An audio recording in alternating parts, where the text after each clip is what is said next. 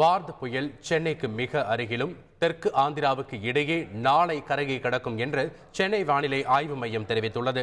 இதனால் இன்று மாலை முதல் தமிழகத்தின் வடகடலோர மாவட்டங்களில் மழை பெய்யும் என்றும் வானிலை ஆய்வு மைய இயக்குநர் பாலச்சந்திரன் எச்சரித்துள்ளார்.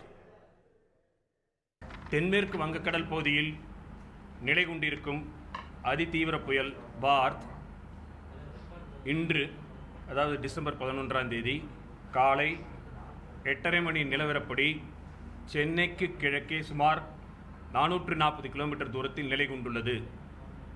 இது மேற்கு திசையில் நகர்ந்து வரும் டிசம்பர் மாதம் 12ஆம்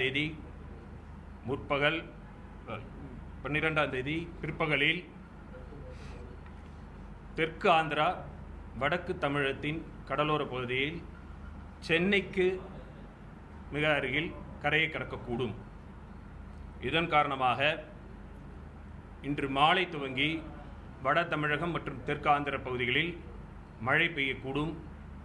படிப்படியாக இந்த மழையின் அளவு அதிகரித்து நாளை 12ஆம் தேதி காலை முதல் 13ஆம் தேதி காலை வரையிலான இடைப்பட்ட காலத்தில் சென்னை, காஞ்சிபுரம், திருவள்ளூர் ஆகிய உள்ளிட்ட மாவட்டங்களில் கன மற்றும் மிக கனத்த மழை பெய்யக்கூடும்.